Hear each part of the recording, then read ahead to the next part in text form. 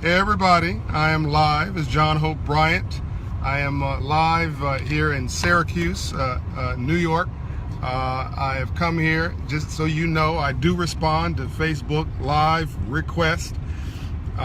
So Bishop Dewberry of New Life Church, the full name is New Life.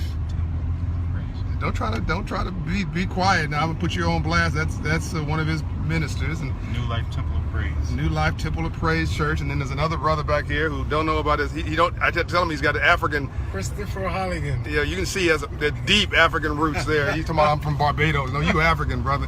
You just came through Barbados. You don't do your DNA test. So I respond to Facebook live requests. They wanted me to come and speak. And I'm here. So I came from Boise, Idaho, through Chicago, and there was no backup flight, so we had to pray that it worked, and the prayers worked, and I'm here. So bravo to going live and being live. Now, let me deal with a quick topic here from today and last night. The topic is managing your responses. I see you folks signing on. Vera Cookmore, love to listen to your program. Damian Wallace, Jerisha Hawk, who's just brilliant. She's in Detroit, and she is making it happen in Detroit, and will be a great leader for not just women, but for all people in Detroit. Aubrey Appleby, A.R. Harris Logistics, Ronald Wright, Steve Jones, Chi-Town, I see Matt Loga resigning in from South Africa, Jaman Hyder from Huntsville, Alabama, Rose Howell, I come to Fresno, send a request, Luis Miguel from Detroit. I love Detroit in the house. I'll be in Detroit, back in Detroit soon. Okay, so let me hit this message. So last night I'm in I had to think about that, Boise, Idaho. Good people, right? But mostly Caucasian event. Nothing wrong with that. All good. It's a pitch event. Very wealthy people, I might add. There's a pitch event, and the folks, entrepreneurs, going up on stage pitching their business idea.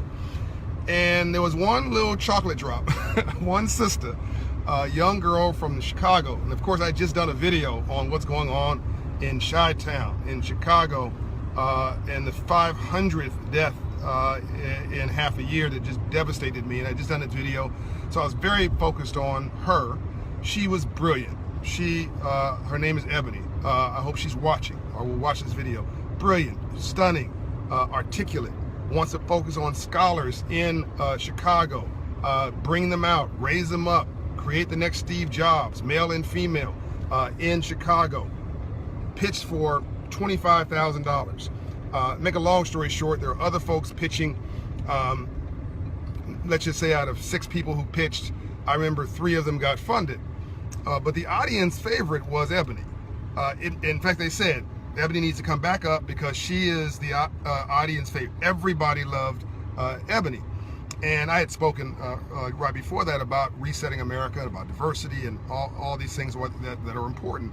And so Ebony goes back up there and gives a presentation, and they said, well, what would you do with double the money? And she said, well, I had a great answer for that. I would go beyond Chicago. I'd go into Inglewood, Illinois, is where I'm opening an office. I'd do this, I'd do that. And they said, well, what would you do? Somebody from the audience said, what would you do if you had, if you could name your budget? She said, well, I would only want $150,000. I don't want to, use more money than I can intelligently use. But if I had that money, I'd go into this area, that area. And basically, we're gonna piss off a lot of people. and they said, well, why would you want to do that? She said, because if I can get them upset, I can get them organized and focused on a real positive agenda, and then put them to work, which is essentially what I was saying in this video. She didn't know about that, right? That was the message that I was leaving on my own. But I was like, I like this young lady, and everybody should like her too. She did everything right. Whatever it is your vision is for a young, smart, black woman, Ebony was it. Make a long story short, after asking her all these questions, they said, well, we don't think we can say yes. Now, the first response from somebody is, that's racism. That's discrimination. No, it's bias. They didn't know her. There was no relationship with her. She flew in. They had just met her. Nobody had a bond with her. They had a commitment to everybody, a bond with everybody, a relationship with everybody else who were pitching. Life's about relationships, people. My next book, The Memo, will go into this. Half of capital, half of life is relationships. Nobody does anything important with somebody they don't know. Nobody gets a cancer surgery other than poor people and don't know who the surgeon is, right? Nobody buys anything important or does anything important unless you know the person. Think about your own life. Anything that you've done that's important, you had a relationship with that person, right? It was a referral or reference. So it wasn't racism per se. It wasn't love or hate. It was indifference. They don't know Ebony. So she gets declined. I walk in the front of everybody over to Ebony, give her a hug so everybody can see me doing that.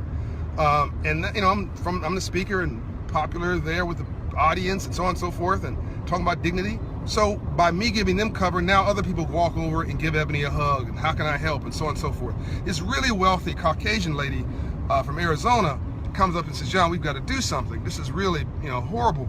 I said, yeah, I think we should. And so she walks over, talks to Ebony, encourages her to do a crowdfunding campaign. Ebony says yes, comes back to me, John, I'm gonna put up $1,000. Would you do it too? Yes, I will. Even though the folks on stage were rich, I'm running a nonprofit myself. I'm there begging myself, right? I said, sure, I'll put up $1,000, I'll match you. So this lady then steps up on stage. Now, mind you, Ebony's cool. She's mellow. She's not saying anything negative. She's just cool. She's just sitting there chilling. I went over, you okay? Yeah, I'm fine, right? I'd never give up. I'll win the next time. So the lady walks up on stage, Caucasian lady walks up on stage and says, you know, the judges had their reasons for doing this, but we all know that Ebony deserves a shot at success, and this is what we need. 100 Ebonys in Chicago would change Chicago. Yes or no? Yes. All right. What can we do? She's got a crowdsourcing campaign. Everybody in the audience, I'm in. Count me in. I'll do it. Multicultural audience, mostly wealthy, mainstream. They said, get your page up. By tomorrow noon, we're going to have you taken care of. Now, here's the point. Life is 10% what life does to you and 90% how you choose to respond to it. What's your response going to be? Now, I met Ebony later, talked to her at the hotel. Not a good home environment, not the perfect situation. Her dad shot her mother growing up. Her mother basically raised her on her own. She is the first on many categories in her family, but she never, ever gave up. She doesn't have a poverty mentality. So here's the message, folks. There's a difference between being broke and being poor. Being broke is economic, but being poor is a disabling frame of mind, a depressed condition of your spirit, and you must vow never, ever to be poor again. And once again, what's your response? If Ebony had stepped off and said, this is racism, discrimination, stormed out, got emotional, done. None of that would have happened. People just wrote her off and said, oh, I'm glad we didn't fund her. She's crazy, actually.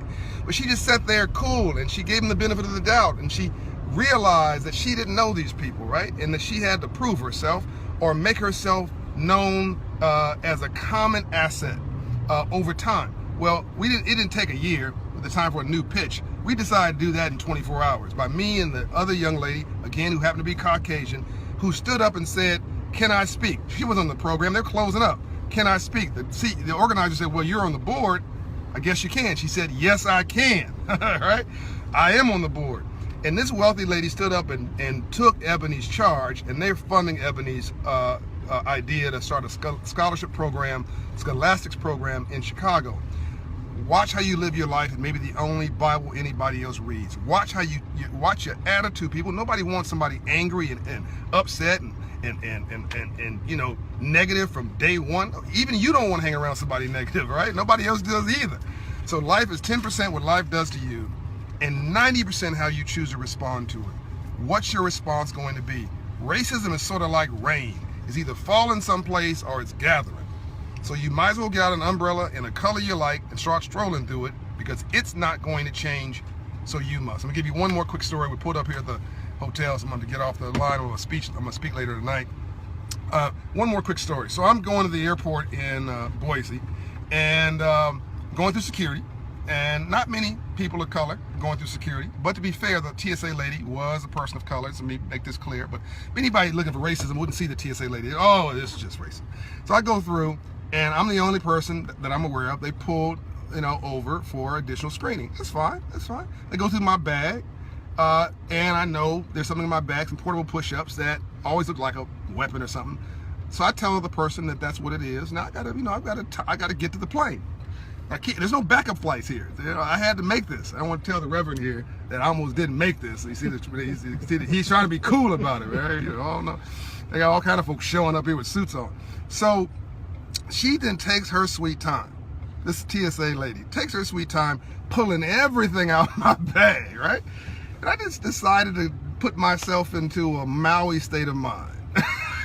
I decided to transport myself to Maui, because if I didn't put my mind in Maui, I'd put my mind emotionally on her back and been complaining about why she was taking so long, like she's on vacation. She was like,